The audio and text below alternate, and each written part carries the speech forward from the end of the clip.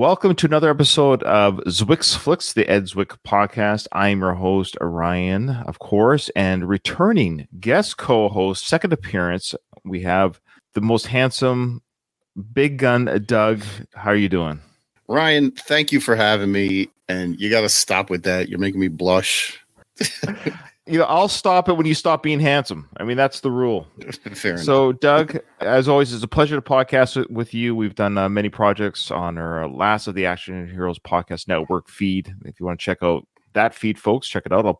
Action films, Stallone films, that sort of thing. It's all in that network. Doug and I have yet to meet in real life, but we're online friends and online collaborators. So, Doug, I appreciate you. And this is your second appearance. Your last appearance, of course, was Glory. So if you haven't heard that episode, folks, and you like what Doug has to say on this episode, check out his appearance on Glory. Now, Doug, you said you've been listening to the show, of course, since your appearance and all the other episodes. Have you learned more about Ed, appreciated him more since the journey has started? What's your thoughts on Ed Zwick since then? My real takeaway about Ed Zwick is the range of films that he does. You could basically say that about any director. Nobody really just focuses on one type of film and hammers it away. But the things that Ed Zwick does, from rom-coms to wartime dramas to historical epics, like, he does them all in his style, and he does them all well, if you ask me. I mean, I haven't seen all of his films, but listening to the coverage and the clips you cut and everything, and the way you and your guests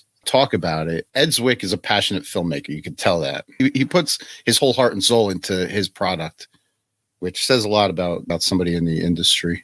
I totally agree. I love that. Great assessment that he puts his heart and soul into it. He really loves filmmaking, and he says that throughout his audiobook. I haven't really played those clips on this podcast. Again, if you have liked kind of what I've played regarding Ed Zwick's audiobook and you like behind the scenes stuff, it's a great read, great listen. But one thing that he says throughout is basically the very thing, Doug, you've caught on, is that he loves making films, and he might not be Steven Spielberg, Christopher Nolan level director. When you hear those names, you're expecting a certain type of whatever film or quality, which well deserved for some of these big name directors, Quentin Tarantino. However, he loves making films. He reminds me of me as a podcaster. I might not have the biggest podcast.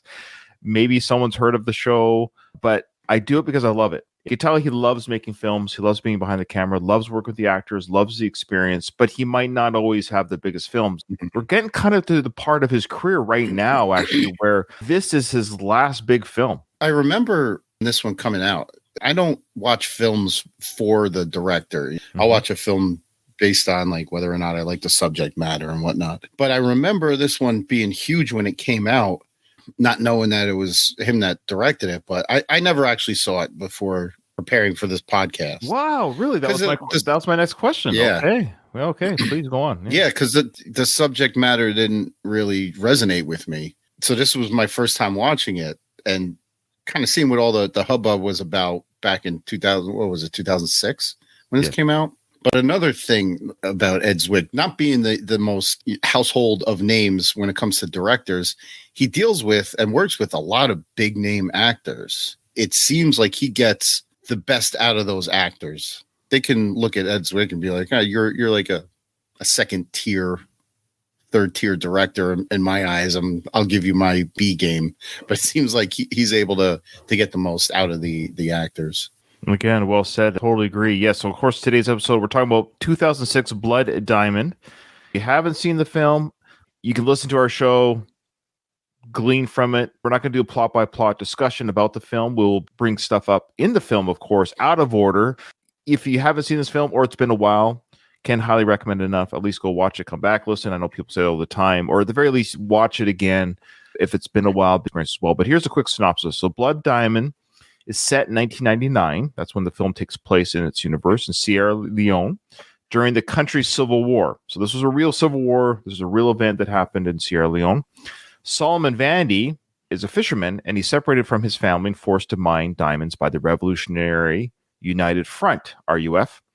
He finds a rare pink diamond and hides it before being captured by government forces. In prison, Danny Archer, played by, of course, Leonardo, a gunrunner, hears about the diamond and arranges to free both himself and Vandy, played by Djimon Hounsou, by the way. I think that's how you say his name. Djimon Hounsou. incredible actor. We'll get to him. Archer promises to help Vandy find his family if he helps recover the diamond. Together, they journey across war-torn Sierra Leone with the help from journalist Maddie Bowen, played by Jennifer Connelly. We'll get into her as well. Meanwhile, Vandy's son Dia is captured and brainwashed into becoming a child soldier. So after a perilous journey, they find Captain Poison's camp where Dia is stationed. Vandy confronts his son, eventually breaking through the brainwashing, and during the ensuing chaos, Archer is mortally wounded, but ensures Vandy and his son escape with the diamond. Vandy uses the diamond to reunite with his family, exposes the illegal diamond trade. So there you go. Spoilers abound there. Maybe I should give it. But that's the quick synopsis of the film. a lot happens in this film. I saw this film when it first came out. I can't remember now. It's been, if you can believe it, it's been 18 years since this film came out. Where does time go? This still feels like a new film to me. It looks like a new film to me. It hasn't aged in 18 years. The older I get, the years are just flying by so much more quickly. I can't believe my daughter's over a year old now, and everything's just going by so quick. When you're a kid, though, maybe it's because as a kid you had a smaller sample of years to live, so your years seem like to go on forever. But now, school years would go forever. Like grades 8 through 12, it took 100 years. Now 4-year period is nothing. I know. This film came out 18 years ago. I did see it when it first came out. I just don't even remember now. I don't remember if I saw it on the big screen, which is odd. I probably did because, again, I was an Ed Zwick fan by this point. When they did the trailer for this film, it was advertised, of course, from the director of Glory and Legends of the Fall and Last Samurai. So I would have been like, whoa, cool. And it has Leonardo DiCaprio in it, which I was a fan of and still am, of his films. And so I'm like, yeah, this is cool. Now, what I do recall is I've only seen it the one time until, again, watching it again in preparation for this podcast. So I've seen it now twice. And it's not an indictment on the film as a quality film. That's not it at all. But it falls into the category of where Glory and Legends of the Fall use those two films, and Last Samurai even, but specifically Glory and Legends of the Fall. Those films, they have their own maybe darkness or hardships, especially Glory, the one that you and I covered. There's a certain parts of the film where you just start, the welling up inside, the emotional journey, and kind of the redemption of characters and stuff. And there's some brutality in both those films. And Edward Zwick is certainly not foreign, or he doesn't shy away from exposing the brutality of life. But I found in this film, Doug, I had forgotten, and maybe this is why I hadn't seen this in some time, just how dark and brutal this film is. This is the most brutal film up to this point of Ed's career. And I don't think he does anything like this again, where he goes this dark and brutal. The scenes with the RUF, when they're mowing down villages of people, taking prisoners and then executing them in the street, there was a tension there that made me very uneasy. I agree. It's definitely brutal to the max, but it also shows the brutality of those revolutionary liberators, because they'll have you believe that they're liberating Africa and freeing these people. Meanwhile, they're taking slaves to do their diamond mining, and they're taking the military as prisoners and executing them. They're terrorists. There's no other word for them. It's about money. The diamonds are financing the war effort.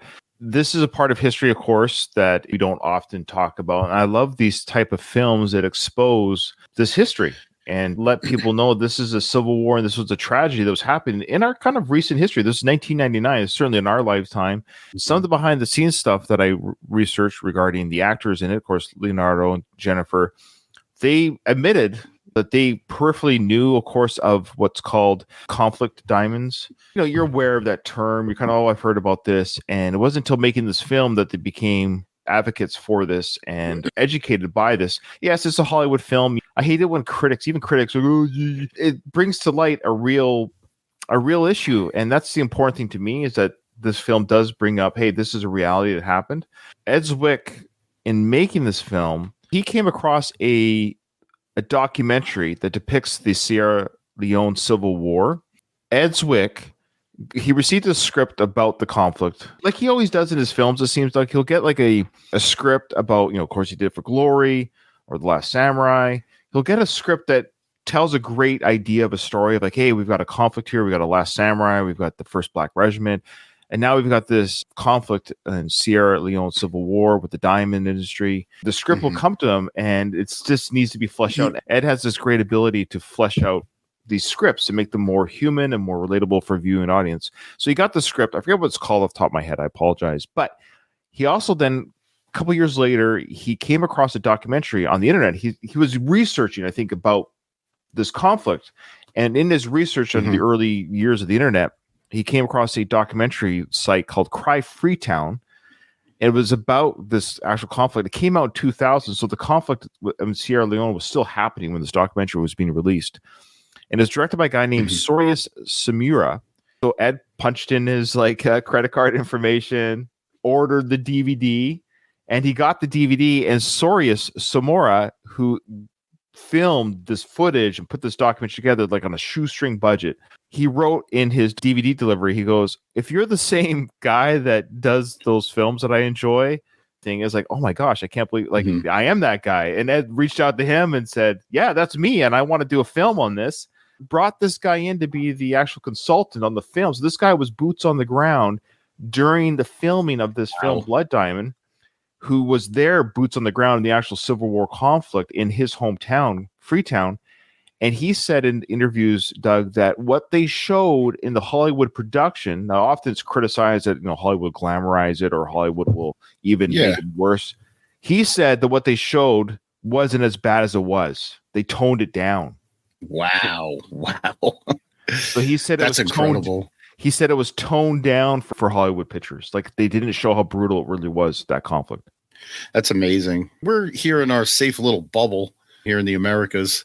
Not that we're blind to it, but we're ignorant to the level of suffering that other people go through in other parts of the world. Just watching this made me feel so uneasy. Yes. About you can't even walk out of your house because you feel like the rebels are going to come tracking through your neighborhood, taking prisoners and slaves and executing people. It's goddamn. Well, let's talk about let's talk about that storyline right there. So Djimon Hounsou, his son Dia, it's a heartbreaking film. Look, let's just say off the start here.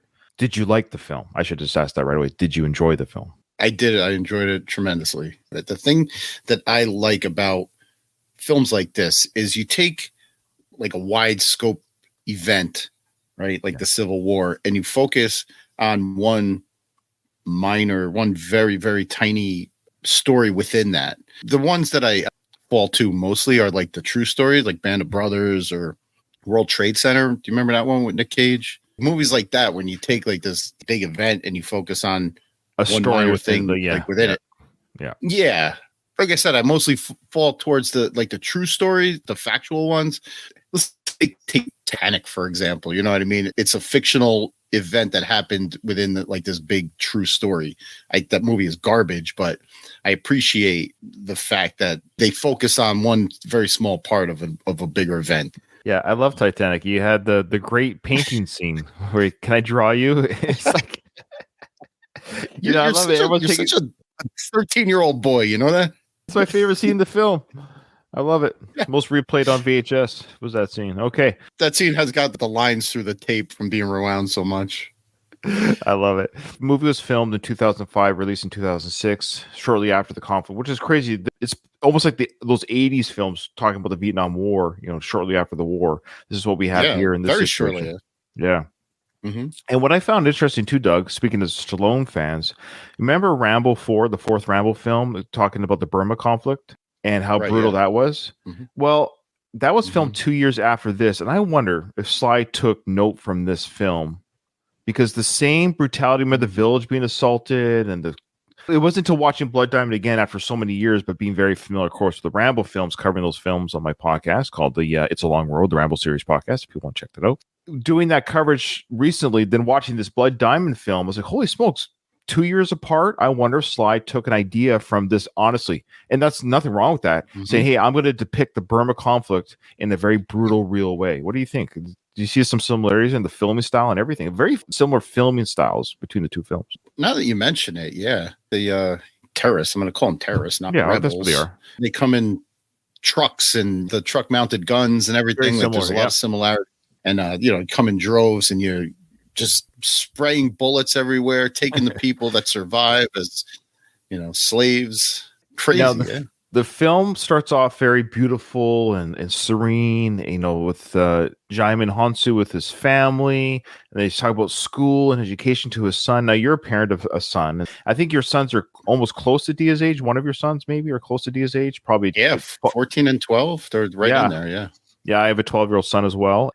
This movie regarding the father-son relationship, this is where my heart was just like, dude, he's walking his son to school, and then how quickly it just turns to his son gets kidnapped and taken as a child soldier. And this is real. This is what really happens. And I knew about this thing happening, but watching it on screen again, seeing it depicted and how these adult men will brainwash children. They showed a scene of Dia, the son, blindfolded, shooting somebody.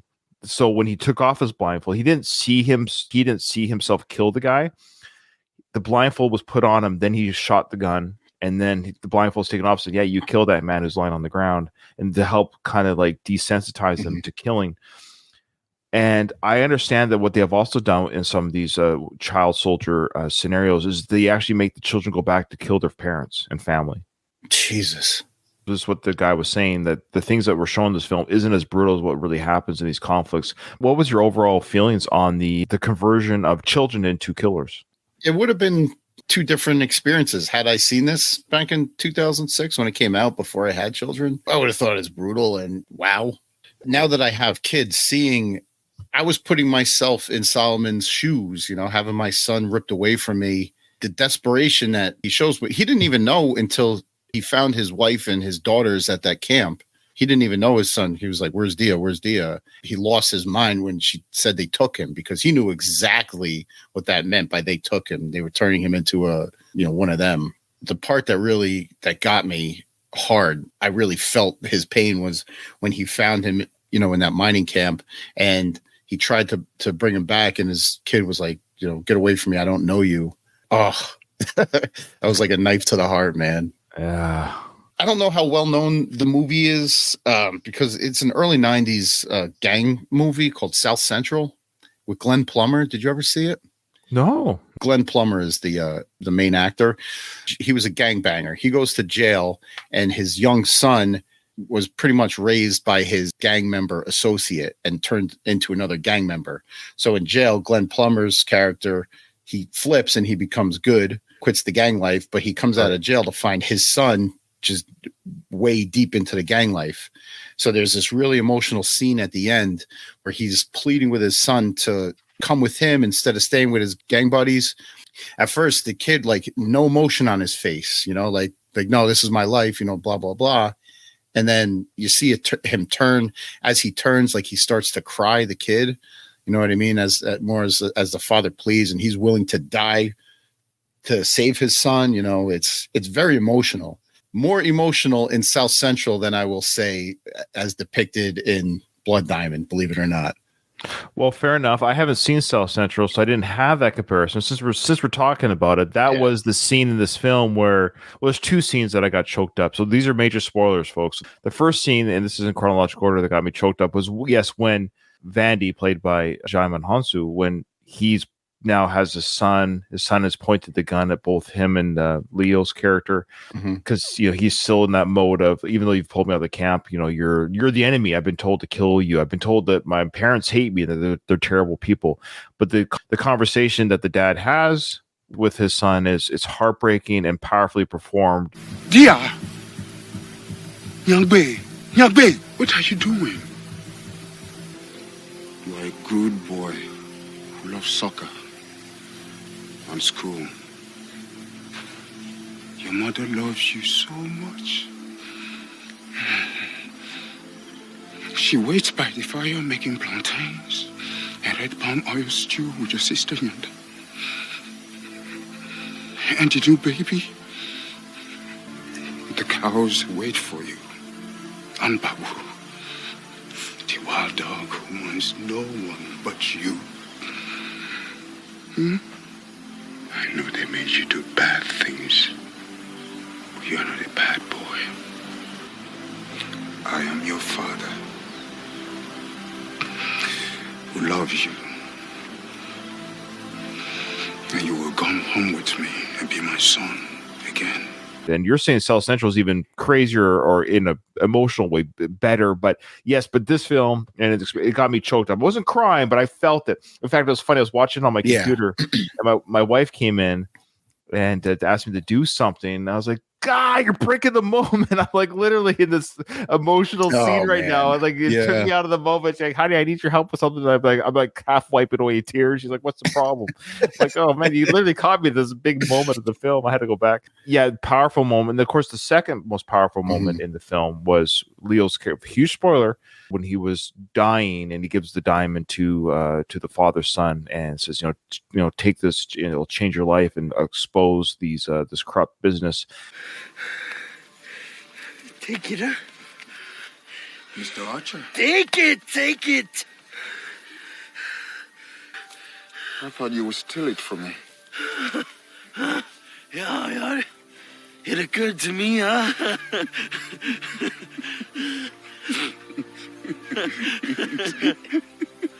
Listen.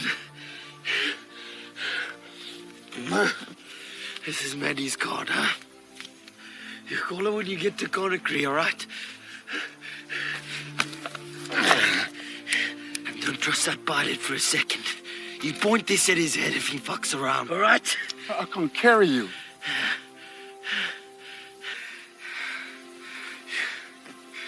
You take your boy home, huh? You take him home. Leo's acting, which we're going to get to, and Djimon Hounsou, incredible scene, the musical score and everything. So this movie has a lot of heart, but back to the child. So yeah, the child indoctrination to become killers. It was really well done, brutal, hard to watch.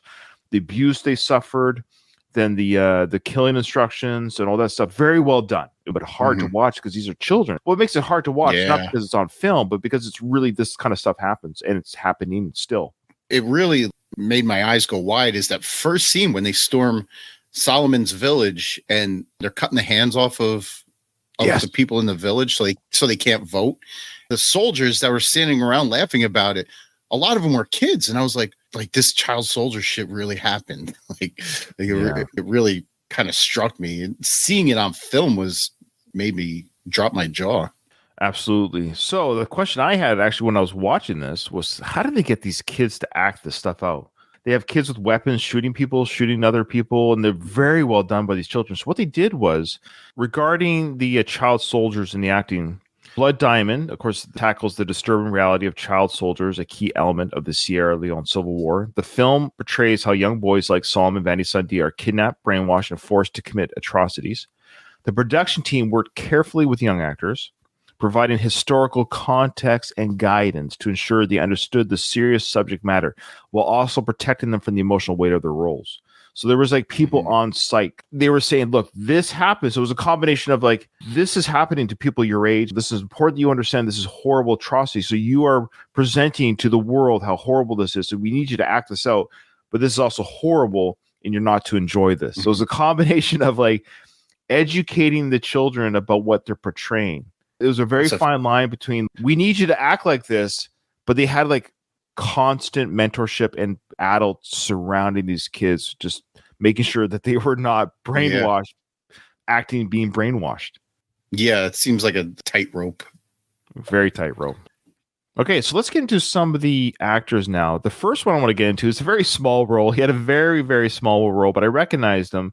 He was at the very beginning of the film. The actor's name is Stephen Collins. Did you recognize him? Yes, the Seventh Heaven guy. Yeah, that's right. He was in Seventh Heaven for 1997 to 2006 or 7 with Jessica Biel. You remember watching Jessica Biel grow up on TV? Oh, yeah. I sure do. He played Reverend Eric Camden, the main role in that. He was a father figure and a reverend. You recall some of his later personal troubles that he ran into? I don't believe I do. Okay. So the moment I saw him, I was like, oh, oof. 8 years after the film and 7 years after Seventh Heaven ended, the New York Police Department began investigating Collins after an audio tape leaked to the media and revealed a male voice purported to be that of Collins himself admitting on that tape to past sexual abuse of a minor under the age of 14. Oh, come on. She's not the Reverend. Yes, the Reverend. In December 2014, interview with People, Collins admitted that he committed, quote, inappropriate sexual conduct with 3 female minors, one in 73, one in 82, and one in 1994. So he got it all out of his system before he played the Reverend, at least. Jesus. Yeah, before they surrounded him with minors in this TV show. Well, that's just it. That was his penance. He goes, I'm going to play a God-fearing man for 7 years on TV, and that will atone for my sins. I think since 2014. I wonder how many more films he's done. Oh, his acting career has ended. Okay. Imagine that. This is before the Me Too movement. His last role on film was in 2012, where he played Mr. Harder on the Three Stooges film. He was the voice of Howard Stark in 2014, The Avengers Assemble. There you go. That was his last role. But yeah, he hasn't done anything since all this stuff came out. I don't know how I missed that. You might have heard it, but there's just so many. There's just so many. Yeah, that's true. Or a dime a dozen. I love on Wikipedia, years active, 1971 to 2014. Never to be heard from again. Oh, he got divorced from his wife of 30 years in 2015. You don't say. Maybe she didn't know about his proclivities before that. 2 of them did occur before he was married, but one of them occurred during his marriage, 9 years into his marriage. Oh, man. Could you imagine you and I had that in our background? Right? What would your wife say right now if like she found out you diddled a 12-year-old 8 years ago? Jesus. She would leave you in a heartbeat.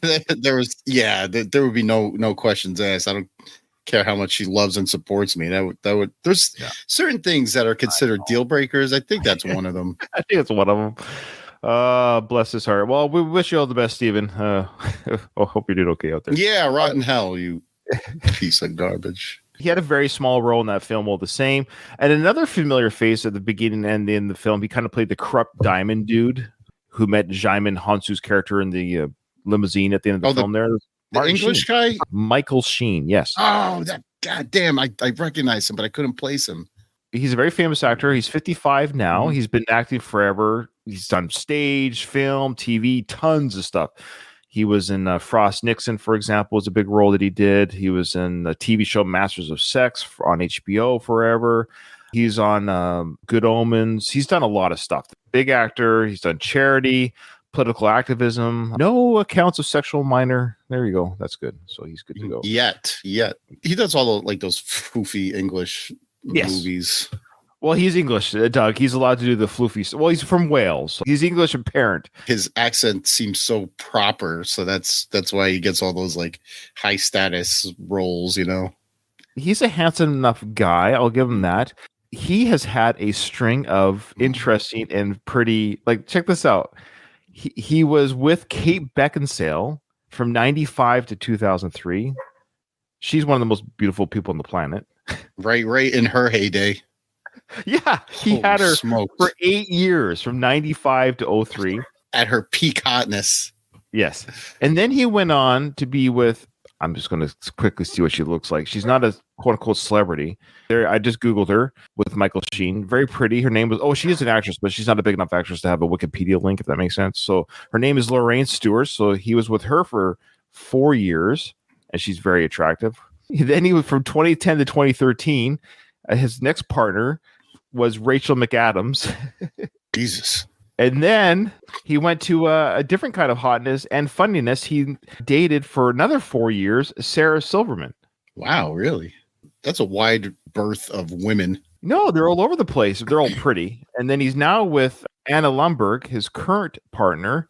And of course, she's also pretty. And they have been together now since 2014, and they're still together. So they've been together 10 years. So this one, I think they have 3 children together. So there you go. Good for him. He must be hung like a horse or something. I don't know. There's got to be. I mean, he probably thinks about Kate Beckinsale like every time he's bedding down. They're all pretty. We're totally terrible. So yeah, he dated Kate Beckinsale from the age of 22 to 30. Oof. Lord have mercy. Where do you go from there? Nowhere to go but down. Yeah, he went down all right. Okay, so Lord. All right, so those are 2 small roles, but big names in their own right. Let's get on to some of the, of course, the bigger names in the film. Speaking of pretty, we'll start with Miss Jennifer Connelly. Doug, have you ever heard of Jennifer Connelly? 1980s Jennifer Connelly was one of the most gorgeous women to ever live. Of course, she's currently married to Paul Bettany. They've been together for 21 years. They have 3 children together. So good for them. Watching this film, Doug, like it's been 18 years. She was about 36 in this film. Watching her in this film was like, oh my goodness, she is just absolutely stunning. She is a stunning. Yeah.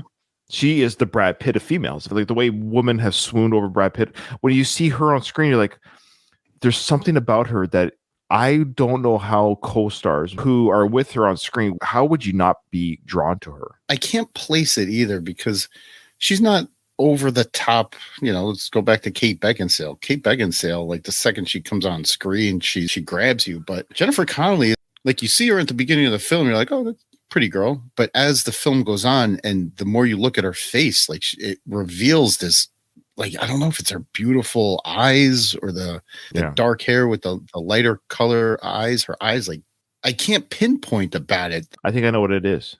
Kate Beckinsale walks in and you're like, I don't have a chance. There's just no way. I'm no Michael Sheen. There's no way. Jennifer Connelly walks in. She's gorgeous, but she has this approachability where it's like, she'll talk to you. She has the appearance of the everyman like you and I. Oh, look, she's with Paul Bettany, which no offense to Paul, he's no Brad Pitt. Right. Yeah. Like he's a handsome lad. Yeah, it's like but he's also a commonly handsome guy. Like he's not ugly, but he's not drop dead gorgeous like some of these other men in film and television. I'm sure I would find it hard pressed if you polled 100 women, Paul Bettany would be in the top 10 of actors they fall in love with type looks. I could see it coming from that angle. Like it's a classic kind of beauty. You could see her in a film made in the 1950s, as like the female lead. It makes sense. She's not like jump in your face, drop dead sexy. She reminds me of Julia Ormond from Legends of the Fall, that type of beauty. Okay, yeah, definitely. That's a good comparison. We've seen the Instagram. I'm sure. I know your Instagram feed doesn't have this algorithm. I won't speak for you, Doug. But you've seen Instagram models where some of them are just. It's almost, but it's too much. You're doing too much. I get it. You're all aesthetically whatever, but then with her, she's like, oh boy, we're totally objectifying her, and I don't mean to do that. There's just something about her that's intriguing, gorgeous, but at the same time, there's a humility to it. That's the term. There's a humility to her where she's not like in your face. We said Brad Pitt's handsome. It's the same thing. He's a gorgeous man. That's all it is. We totally fawn over Brad Pitt. So fair play, ladies. We're allowed to fawn over females. We're allowed to fawn over the females too. Okay. Fair play. That's right. Fair play. We did talk about Brad Pitt and how hot he was. My goodness. Okay. Gorgeous. Now, she was great in the film too. She played, of course, Maddie Bowen, the journalist. And what I liked about her character too is that I was afraid, is she going to be this moral compass type thing? And she did start off that way, a little bit of this, like, she's an investigative journalist, but I thought she was going to come in with, maybe it's today's culture. I hate to say it, 2024 type culture of wokeism. But what I liked is she came in the old school wokeism, like, hey, there's a message here. There's people suffering. And Leo's character, she just calls out Leo's character, like, you're greedy. You're just doing this for the money. But I like how there's a scene later in the film where Leo's character says to her, like, hey, you're using me and I'm using you. We're all using each other. If you help me out, Right, here it comes. Before you say anything, look at that man. You see him? His entire village was burned down. His wife and children, they got away. He's been working in the mining camps. He's been trying to get his family back, but he cannot get through all the red tape. All I'm asking is this, that you help him, huh? And how do you know this man? I know him. Oh, come on, Archer. You're using him. I'm using him, and you are using me, and this is how it works, isn't it? And I really like that scene, too, where they're talking about how, like, yeah, you're coming from a scholastic angle to this. I'm coming at a survival mode of this, and the other guy's coming at I'm going to save my family mode. Like, we're all using each other for different goals. None of us are evil or good, but we all have our own goals in mind, so to speak. It's a great film that way, too, where it all depends kind of where you're born. What's your situation? It's all these three characters come from different backgrounds and situations where they're all meeting in this vortex of activity, but they all come from different angles to the same core issue of the diamond. It was like a 3-part puzzle there. Like each was a means to another's end. They all needed each other to get their end. At the end, the triangle came together and they all got what they needed out of one another. Leo, not so much, but he didn't complete his task. But he was able, through his role in the triangle, like he was able to get Maddie her story and get Solomon his family back. It's a little bit of juggling, movie making wise, to make sure that each plays their part and everybody does they're supposed to do without losing the overall story. It still was about the conflict. It still was about the Civil War, but they all had their part to play too.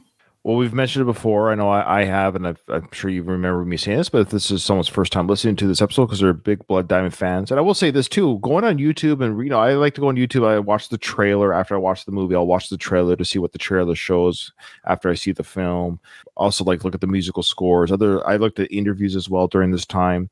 What I found interesting was there's a lot of comments, people saying this is their favorite film, Doug. Like, this is a film that they watch multiple times. There's people out there where Rocky might be my favorite film. This is other people's favorite film. What are your thoughts on that? Like, that's odd to me. I mean, not odd. I don't want to call anybody that loves this film odd, but it really must have a deeper connection to the film than actually what's just on screen. Maybe a deeper father-son connection, or maybe they have some kind of ties to the Civil War, other Civil Wars that, other wars that resonated with them. For this to be their favorite film is... I agree. It's kind of weird. And I said at the beginning, I hadn't seen this film in 18 years or whatever, 17 years since it was on at least video. I put this in with like Schindler's List, that type of film where repeat viewing, it's difficult because it is a difficult film. And that doesn't mean it's a bad film. It is like Schindler's List. I've seen once. I'll never watch it again. I'll never watch it again. I'm glad I saw it. Yeah. It's too difficult to watch human suffering. I think that's the difference with this film as opposed to other Ed Zwick films, where this is the first film of his where he's literally like I said, the conversion of child soldiers to become killers, and the abuse and the mowing down of citizens in the streets. It's hard to watch. And so I know no one got hurt in real life. I understand that, but what they're depicting is reality. That's what makes Schindler's List hard to watch. These are, though, of course, in the film, no one's hurt, but they're depicting the realities of the Holocaust. It's like, I don't know how much you can enjoy that. I wonder who's the person who's seen Schindler's List the most in the world. There's somebody who's seen it the most. There's got to be somebody. Is it 3 times, 10, 20? Like, at some point, like, why are you watching this? It might be Steven Spielberg. He might have seen it the most. No, outside of the editor's room. Yeah. Oh, okay.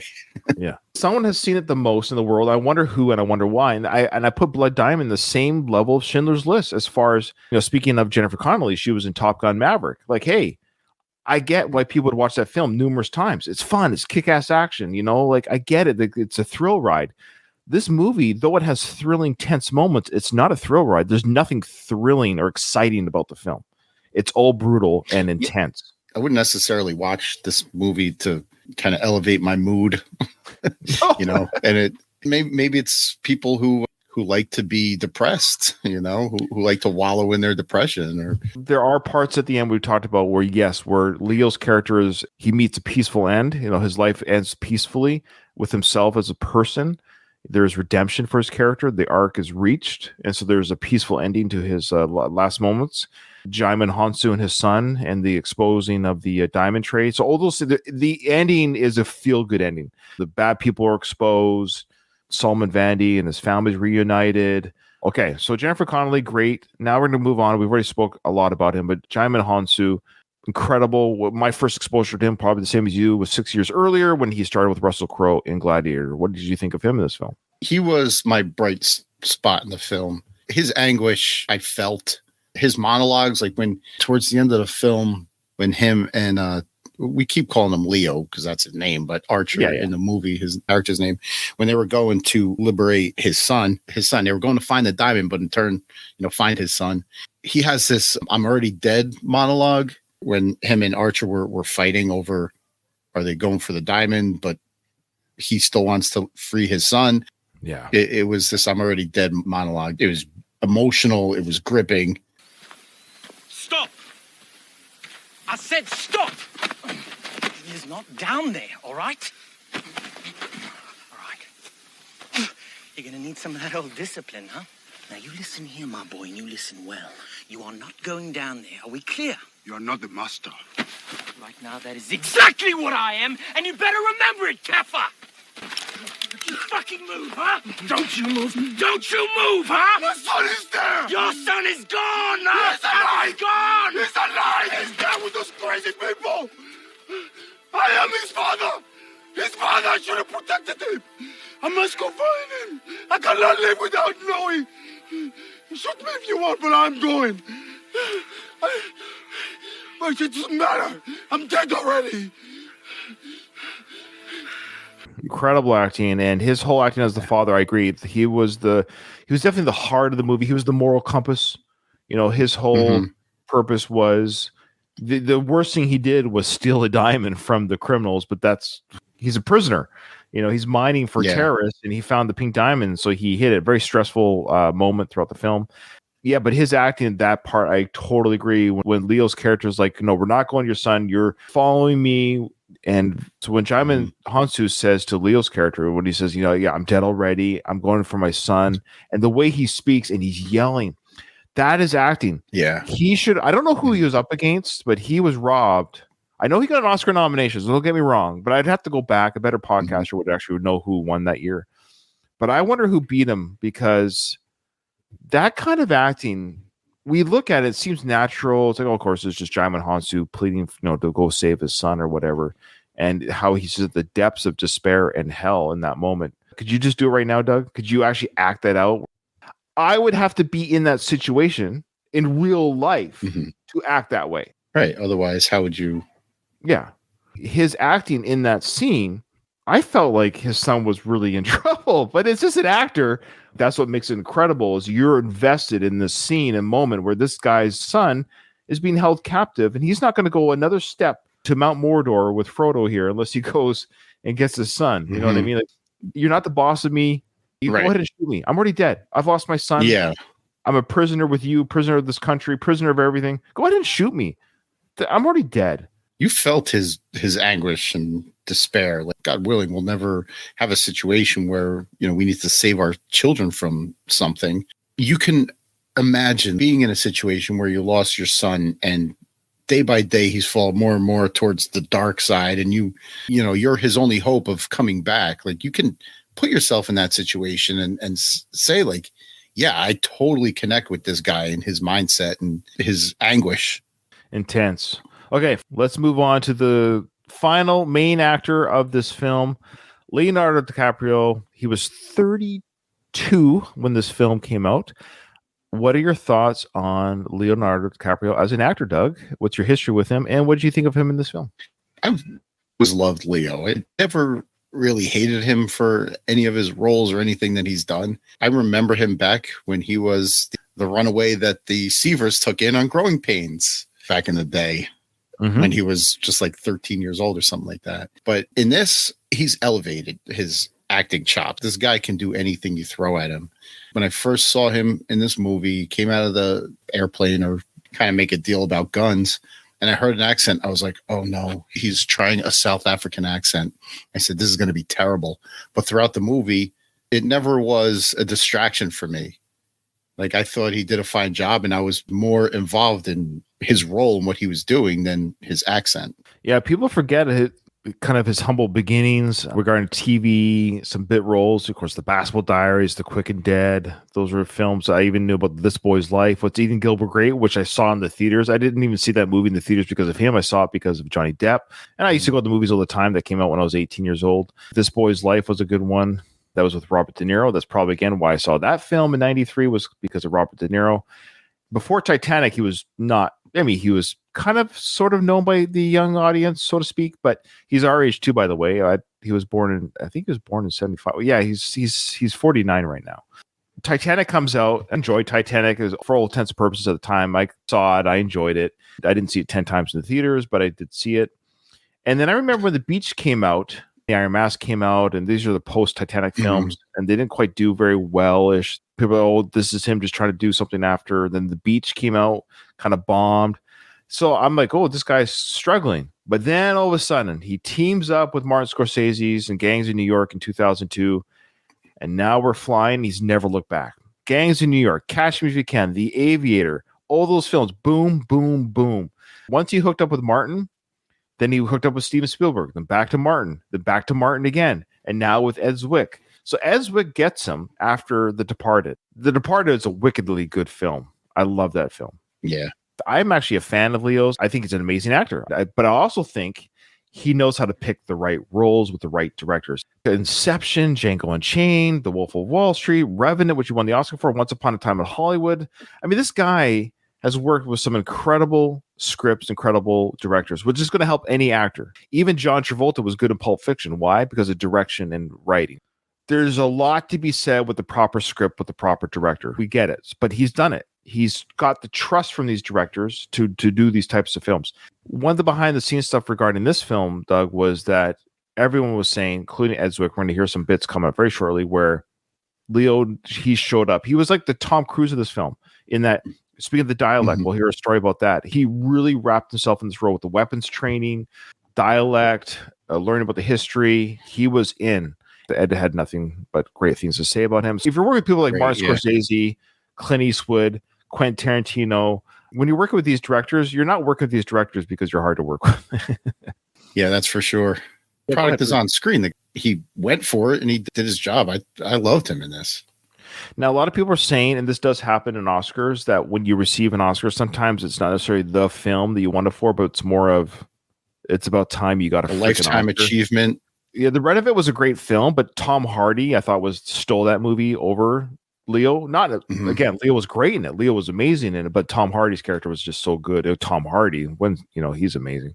Before that, he was in The Wolf of Wall Street, Django Unchained, Inception, of course, Blood Diamond. Now, watching Blood Diamond, he was nominated for an Oscar for this film, and I agree with a lot of the YouTube comments. He should have won too. After watching that for this, and then watching some scenes over and over again, in preparation for this podcast, he was really good in this film.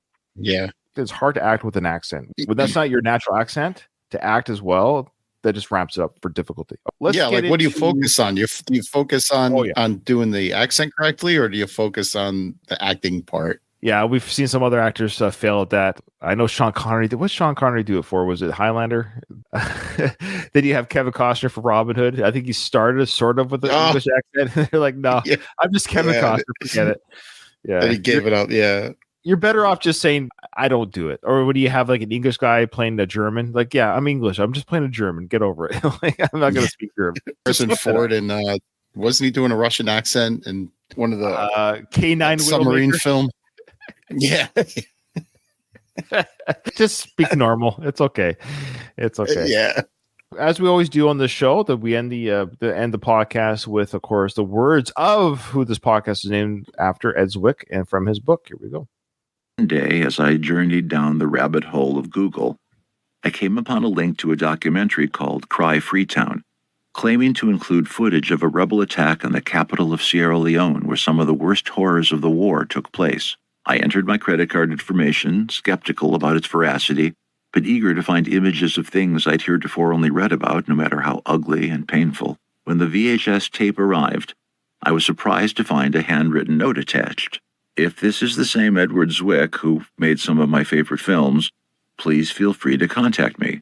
I would be happy to help you in any way possible. It was signed, Soria Samura. There are moments in the making of a film when you realize you'd rather be lucky than good. Blood Diamond would not have been the same movie had I not encountered Soria's. Soria's official title on Blood Diamond was as consultant, but to me, he was a moral compass and an inspiration. You feel that in this movie. This movie feels legitimized. I think that's the word I'm looking for. There's no criticism that I could find. There's a couple critics who are stupid, but knowing that the guy that was behind that documentary was the heart of this film, that makes this film more legitimate in my eyes. It was almost fate that this was going to happen regardless, because you can order something from, you put in a credit card somewhere. How often does the company that sending you the item look at the name on the receipt? The documentarian, it's almost like he wanted this to be made, because just because Edward Zwick ordered your film doesn't necessarily mean that he's going to make a film about it, but he includes a note that says, I'll help you in any way you need. It was fate, it was fate that this was going to be a thing. Somewhere in the vast townships of Johannesburg, she'd located a program in which at-risk adolescents were given the chance to join improvisational acting workshops, not in the hope of becoming professional actors, but rather to gain such life skills as communication, anger management, and collaboration.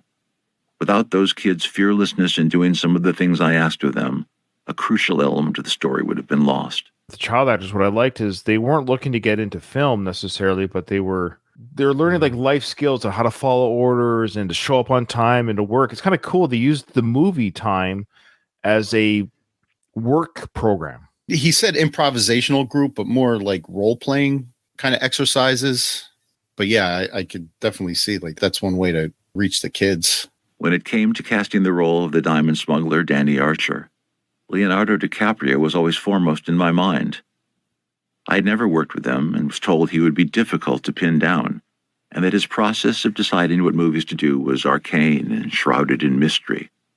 Nothing could have been further from the truth. To my astonishment, one of the most sought-after movie actors in the world also turned out to be the most unpretentious. Once he read the script, we arranged to meet.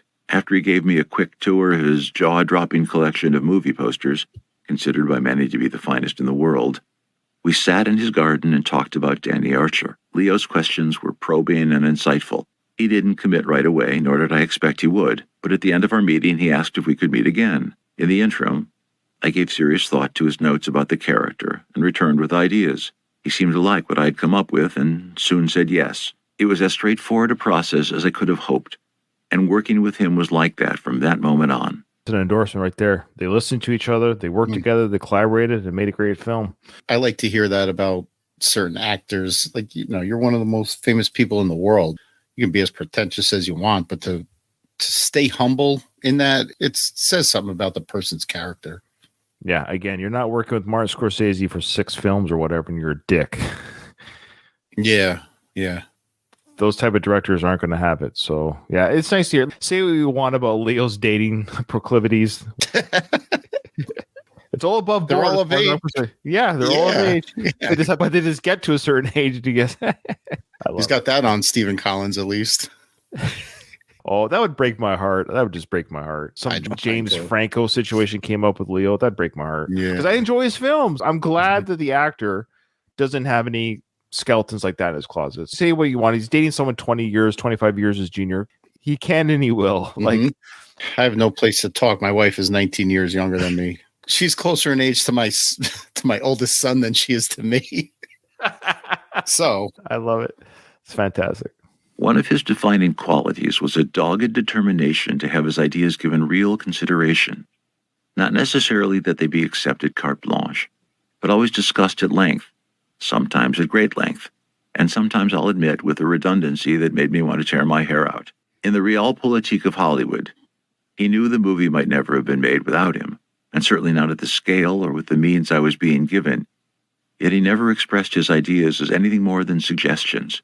It was an intense and intensely gratifying collaboration between actor and director. Invariably, once I understood what he was getting at and figured out how to express it in the script, his contributions never failed to make the movie better. I love it. It's just sort of the Tom Cruise situation that we talked about in Last Samurai, where once Tom Cruise was on board, they're kind of like, whatever you need, we'll get you. And I don't think Tom Cruise abused that either, but he's saying specifically here, like, this is a difficult film to kind of get greenlit. This is Blood Diamond industry. Like, really, this is a big draw for the audiences. So having Leo on board, had it been an unknown actor, but the same film, but just an unknown actor, it probably would have maybe half the box office. Maybe the draw was Leo.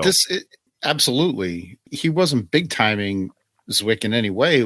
It was like a true collaboration, bounced ideas off of one another.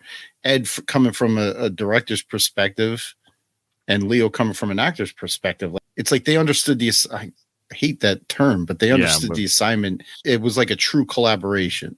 I like hearing that too, that they both kind of knew, like, yes, we're able to do this film because I'm in it, but he never played that card. Departing from the first writer's intentions, Marshall and I had reimagined Leo's character from that of a gung-ho American mercenary to an embittered Rhodesian, Zimbabwean, ex-soldier. That he believes himself to be as African as the Mende fishermen he treats so badly was central to Leo's interpretation of the part. Crucially, he was unconcerned about making his character unsympathetic to the audience. In fact, he went out of his way to reveal aspects of his character's vestigial apartheid sensibility, the subtle disparaging phrases and slurs, and the superior tone that evoked a society that had rid itself of a racist policy, but not yet eliminated its entrenched culture of racism. Yeah, I thought they did a great job of Leo's character. He wasn't an altruistic hero, so to speak. Like there was a redemption arc, Right. But he was born and raised in that area, and I like that idea too. That he wasn't a white. You're talking about the accent. He was South African, so he had to have that inflection in his voice. He came from that area. This character, so he lived this world. Whereas the journalist Maddie Bowen, played by Jennifer Connelly, yeah, she was an American journalist, so she didn't live this world. So she comes in with her American ideals saying, "Oh, this is bad." I like that we see this middle ground that Leo kind of presents. Like, it's neither good nor bad. This is just the world I live in. Your American ideals see this as bad, but it's not the way you're painting it, an American journalist person. That's an interesting redirection. And I think it served the movie very well, because if he was just an American gun runner, he'd be like Nick Cage in God of War. It's a different look altogether, but being from the area and kind of being embattled or involved in not that conflict, but conflicts, being part of the army, it really gives you a different perspective, knowing like what that area goes through by living there. It was really an interesting redirection. Long before arriving on set, Leo worked for weeks with Tim Monick on perfecting his accent. Upon arriving in South Africa, where we would shoot the early scenes, Leo took it to the next level, hanging out with real-life versions of his character, drinking Jägermeister with them in seedy bars, soaking up the ambience, emulating their tics and jargon, even passing as one of them as he assimilated their affect, as if he'd served with them in the bush. Leo was a rock during a grueling shoot. Years later, his work in The Revenant would be a testament to that same resilience. Midway through production, just as we were to begin shooting the toughest action sequences, he aggravated a torn hamstring. After each shot, he stepped behind a makeshift curtain, dropped his pants, and had a physical therapist do his best to stretch him out and alleviate the pain. He never complained, and we never lost a minute of production time. Each day, he just gutted it out. The determination to get the accent right, he integrated himself with the locals, passed as one. Mm-hmm. I actually noticed throughout the film he did have a limp. I kind of caught that. Did you catch that? I don't know if I did, actually. I just likened it to, they've been through some harrowing the car crashes and chases. Mhm. And so it'd be very likely he could have easily pulled or hurt or twisted something during any kind of chase or explosion and what have you. And to me, the limpy was just like, oh, he hurt himself in the film, the character, but the actor himself really did hurt himself, but just kept going. Leo's work was never less than revelatory, and it was a rare moment that I felt the need to impose myself on his process. After working with so many gifted artists, I'd come to be wary of too much direction, especially with genius actors. A whole menu of ideas can often be confusing and weaken your ability to offer important notes when you have them. Better to say nothing and appear thoughtful than say something inconsequential and reveal you don't know what the hell you're talking about. More background that he's worked with Denzel, he's worked with Tom, and now he's worked with Leo. Some of these guys, they kind of know what they're doing. It's like if you're coaching Michael Jordan, I mean, how much do you really say? At some point, he's just, he's just Michael Jordan or LeBron James. You just kind of let them be LeBron James on the court. There's other people in the film that he does have to direct, and the director is taking care of all the stuff. He's not worrying about Leo at the end of the day. I soon realized the best gift I could give him was being straightforward with my thoughts while giving him the illusion of having all the time he needed. Leo's senses were so acute, he always knew if I was worried about the schedule. He'd see me glancing at my watch and tisk. Even given the late-night calls I was getting from the studio executives worried about budget overages, if I appeared to be more concerned with making our day than with doing good work, I risked hampering the spontaneity and ease of his performance. The best thing I ever did while shooting Blood Diamond was throw away my watch. One day, as we were leaving a tiny village, I saw earth-moving equipment waiting to move in. I asked the local location manager what was happening, and he told me someone had arranged for a new well to be dug. When I investigated, I discovered this wasn't the first time Leo had quietly donated the funds to leave a place in better shape than we had found it. Eventually, this was adopted as the studio's policy. In this and in so many other areas of his life, Leo walks it like he talks it. Everyone likes to point the finger at scorn. Any celebrity who's trying to do something good. People have the means and they're willing to do it. You don't have to look at them as white saviors or whatever the case. Like, he's doing something good for a less fortunate area. Why do you have to scoff at that? He has the means to do it. Let him do it. Yeah, people are they're just jealous. So what they did on this film, just some background there, Doug, too. So what they did was what they're saying here is Leo did this on his own. He gave of his own money some like freshwater supply systems or wells for this village that they were working around. And the studio's like, hey, that's a good idea. So the studio kind of chipped into it. When they left that whole area, wherever that was, I can't remember off the top of my head, basically gave a lot back to the community. So basically, hey, thanks for letting us set up camp here for the last few months. And here's some wells, here's some electricity. They really gave back to the community, which is great. And it started with Leo. He walks the walk as best as he can. I mean, I haven't done anything for Africa, so I'm not going to point any fingers. Like, I haven't done anything, Hey, right. And I have flying jets too, so I really suck. First thinking about the part of Solomon Vandy, a poor fisherman caught up in a world beyond his control, I received a call out of the blue from Russell Crowe. Mike, you must cast Djimon Hounsou, he said. He's majestic. As generous a gesture as that was, Russell needn't have bothered. I can't recall ever considering anyone else for the role.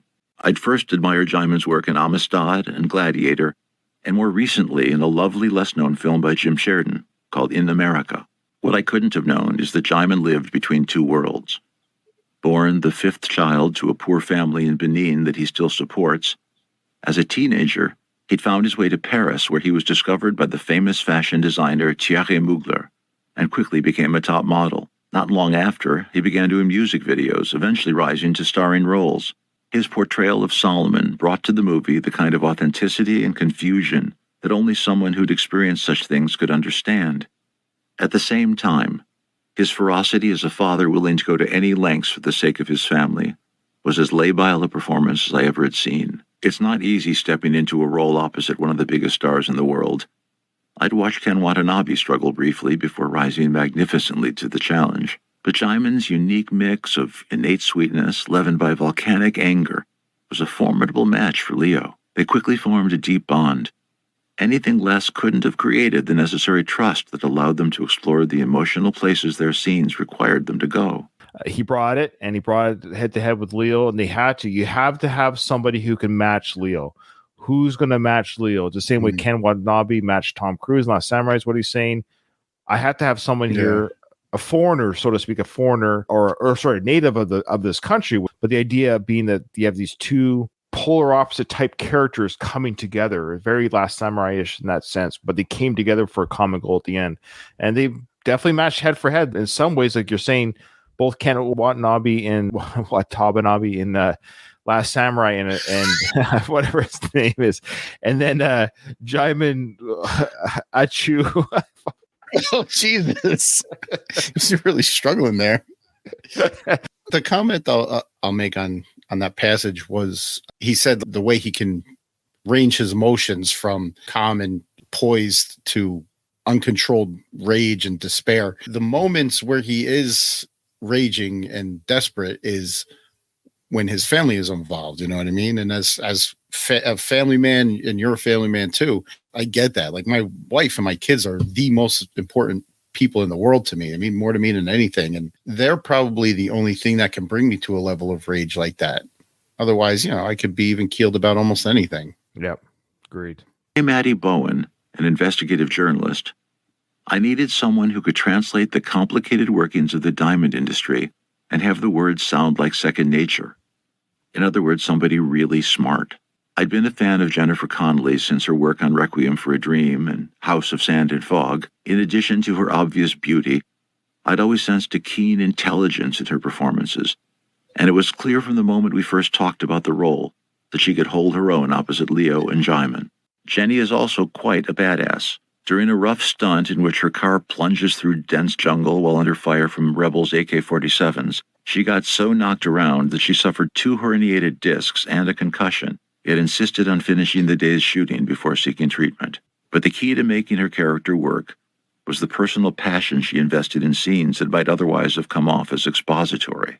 The intensity of her character's desire to get the story had to rival Danny's quest for the diamond and Solomon's desperate search for his lost child. They all came from 3 different angles, sort of using each other, but also working together for sort of the same goal all in the end. But I love how their 3 worlds collided in this moment. It was really cool.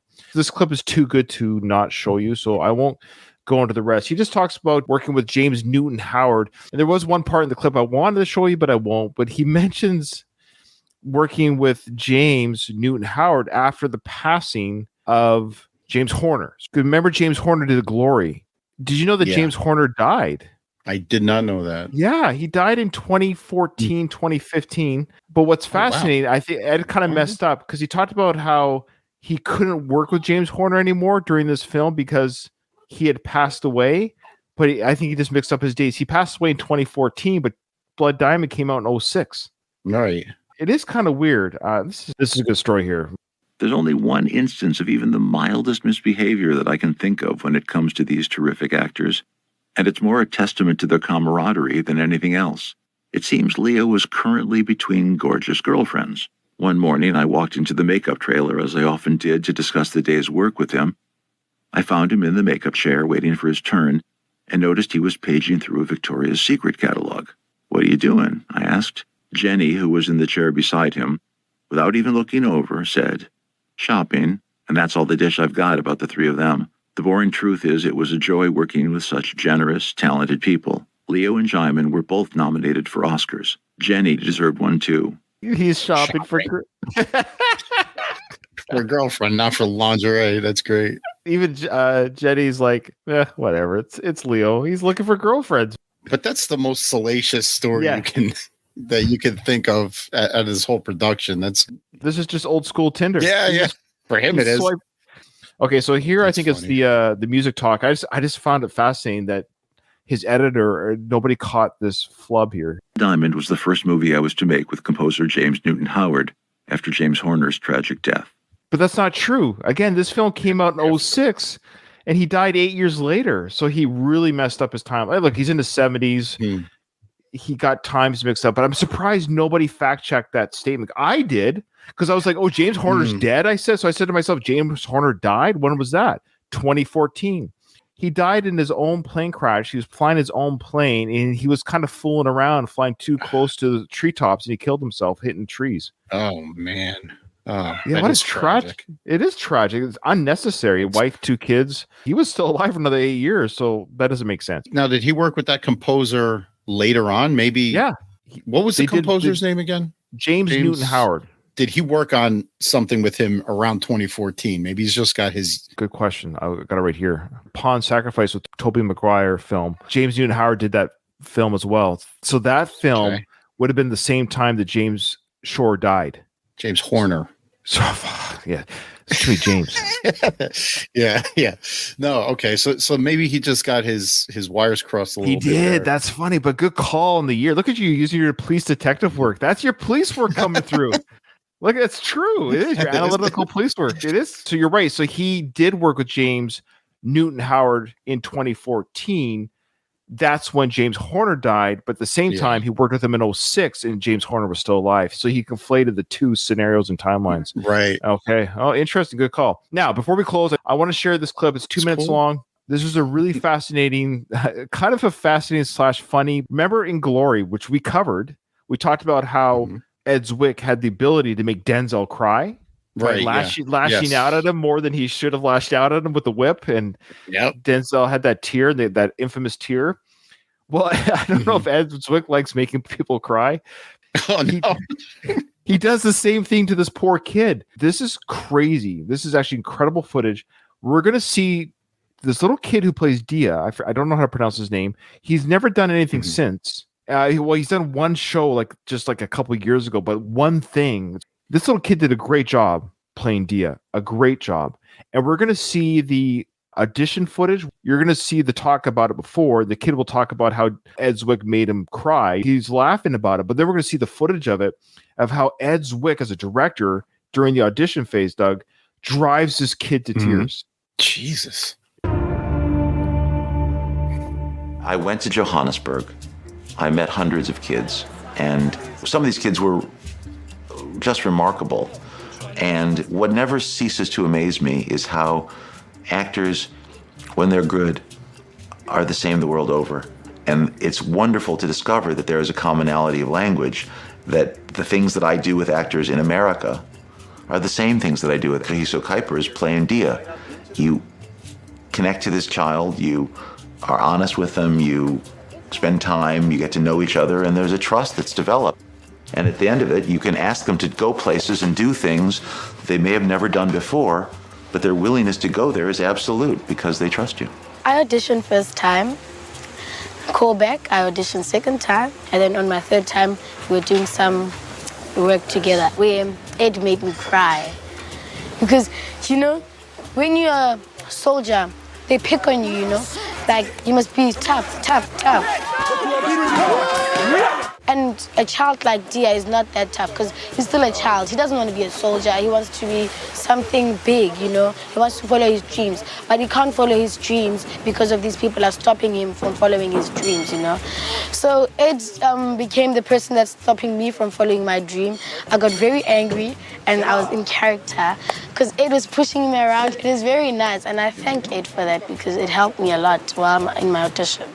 Shoot her right now.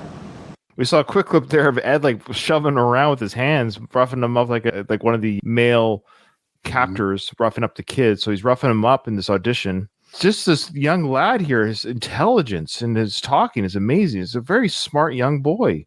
There's definitely a parallel between IQ or like emotional and intelligence that translates on the screen. The boy did a great job. It's just unfortunately maybe didn't want a career out of acting. Who knows? But yeah, he did a great job as Dia. And then he's now explaining how Ed, he appreciates it, but Ed put him in a position where he's going to cry and show emotion. But watch this kid actor give us real tears, Doug. It's the scene, I believe, where he's pointing the gun at his father in the film. They're going to show you that scene in the film that we need to see as an audience next to his audition. Check it out. Sir, right now. Right now, or I shoot you. That's it. Do it. Do it. Do it. Don't look at me. Shoot her. Do it. Okay, forget it. I'll kill you. Right now. Right now.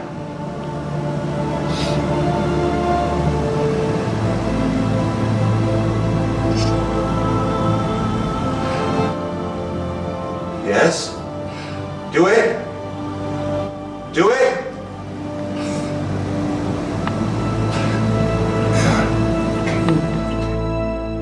Jesus. Holy cow. Is that crazy? That's incredible. That's the kind of stuff, folks, that these actors put into these films when the film's good. We've seen some crappy films. This film shows you the kind of emotion, what they needed to show the audience, the brutality of what's going on in the situation. I think that just gives you an idea right there, a 2-minute snippet of all these characters putting their heart and soul into this film, and it shows. I hope, Doug, you had a good time on today's episode. You're coming back again. I can't remember which one it was. Beats the shit out of me. I forgot what it was. Defiance? Is that a... No, I think that's somebody else. Oh, yeah, you're the season finale. I want to tease this a little bit. So, yes, you're the regular season finale in Trial by Fire, Ed Zwick's last studio film. But I think what I'm going to do is, because I'm having so much fun doing his filmography, I've already decided I'm going to do quote unquote bonus episodes at the end of the season or series. The bonus episodes will be films that he either wrote or produced. I think that might be a fun journey as well. So films that he still had a significant role in, but not as director. I think that might be fun to explore if people are on board for that. But you are officially the last Zwick film called Trial by Fire. Doug, anything you want to plug before you leave? Yeah, we'll plug the old Rocky Minute. Rocky Minute is a podcast that I started about 7 years ago and got through the first 2 seasons pre-COVID, pre-divorce, and my life has just crazy and busy since then. So I got Rocky 1 and 2 in the can. Rocky 3, I'm considering actually going back and re-recording because there's way too many references to 2019 in there that we make. So I might just have to start fresh with Rocky 3. So it's still a thing. Trust me, people, it's still a thing. I got the Sylvester Stallone fan podcast with my good friends Ryan and Craig. Those are my main shows. I guess on other people. I'm like a career guest, career podcast. You are, guest. sure. That's right. We love it. And you're one of my go-to people. I really appreciate you. Appreciate you taking the time out of your busy day, Doug. You're amazing. You're great. Thank you, everyone who watched this episode of Blood Diamond or listened to this on your podcast feed. Share it, like it, comment, send me an email. Somebody, anybody, tell me you like the show. I don't know. There's got to be somebody out there other than Doug and my mom listening. So, yeah. I think Craig says he listens to, and Katie. Other than that, that's my audience. So somebody other than that listen to 4 this. people. 4 people. Okay. Hey, thanks everyone. Thanks for watching, and we'll see you on the next episode, which will be Defiance. And we're doing that one with Scott again. He was with me during the Siege episode, so he's coming back to do Defiance.